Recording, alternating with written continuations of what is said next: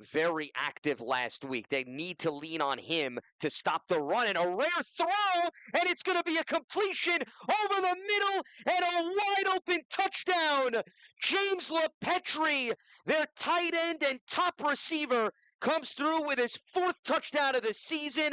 And how about Bethpage pulling one out of their back pocket to catch Wantagh off guard? And that was critical with Southside threatening multiple times.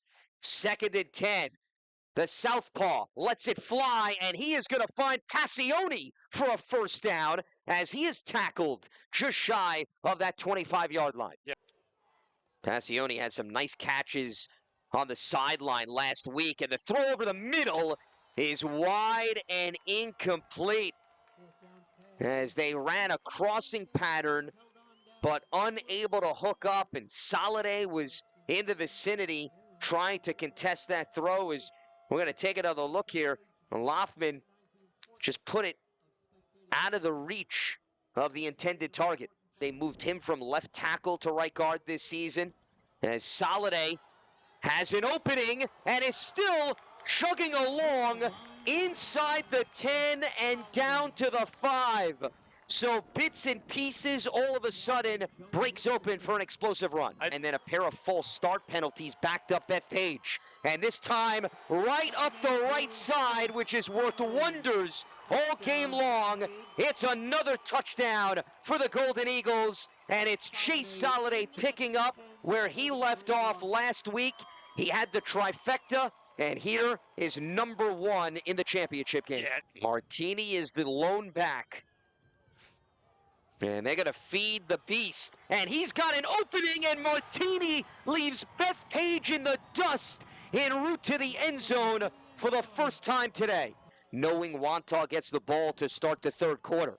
As they're going to put Martini out wide, they're going to fake it on a pass. They're going to give it to Nicholson with a little behind the back handoff, and Nicholson is pulled from behind, so that is going to be a flag, and that is going to give additional yardage to the Warriors as they'll move into Bethpage territory. Yeah. Martini, the lone man in the backfield, off the left side. He's got an alley, and Luke Martini has got another touchdown, and they're an extra point away from tying this game late in the 1st half. So they'll bring out Brendan Wood to kick the extra point and erase a 2-touchdown deficit, and it's not going to happen. It's deflected and blocked. So the special teams unit for Bethpage comes through. Sam Fornelius getting his big frame in the way. And even Keith Sachs would say that they didn't use him as much as they should, as Martini makes a man miss, and now makes another man miss, and it's off to the races as Luke Martini is shaken but not stirred into the end zone for his 3rd touchdown. And Martini has put Wantagh on his shoulders back in front for the first time in this contest. And is forcing Bethpage to chase him all over the place, and a little trickery as they go for 2, and they convert it. So how about that? They fake the extra point, and it's Martini throwing a strike after scoring the touchdown to Joseph Adamo, and that'll pad the lead and make it officially a 7-point advantage. So here is Mastrangelo, good protection. He's got plenty of time to survey the field.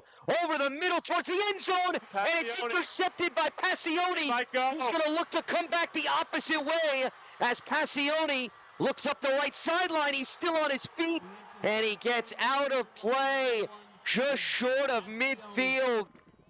3rd and 9. Loffman, he's feeling the pressure, and with his legs, he's going to extend the play, and a rocket right over the middle to Amodio for a 1st down, and he's still on his feet as he circles out to the far side and takes it all the way to the 36-yard line. They pull, right? They do a lot of things with them. Here's Martini on the right side, and a hold develops, and a little shiftiness is going to shake and bake his way down inside the 15-yard line, and he is going to now tumble his way inside the 10. How about Luke Martini putting Wantagh on his back? And now Martini is in that fullback position. And they're going to look to throw. Loffman, is he going to take off himself? He's going to showcase his legs, and he's going to glide into the end zone for a touchdown. Loffman's second rushing score after he had one last week in the semis, and they now make this quite the cushion, up 2 scores in the third quarter. So they're going to look to pass here as they brought the house Wantagh, and a dump-off is going to lead to some positive yardage for Marisi out of the backfield, racing his way to the 15. So they're going to hand it off to Soliday, who cuts back and is going to race into the end zone for a touchdown. Chase Soliday with his second touchdown of the game, and that pulls them within 1 possession. So 2nd and 3 becomes 2nd and 8. And the ball is loose, and let's see who jumped on it. Wantagh pointing in the opposite direction, and the last one was initially a Wantagh ruling and then reversed. This is going to stay with Bethpage, as we'll take another look here on this handoff from under center.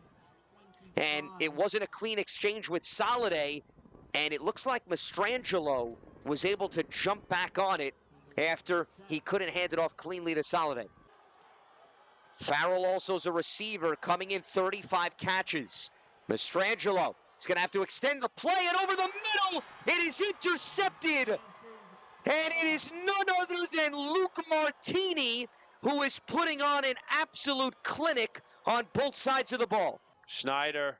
Nicholson, the lone back. They pitch it out to him, and he is going to spin his way to a first down as he carries defenders to the 20-yard line, which will move the chains and force Bethpage to finally sacrifice some of those timeouts in the fourth quarter.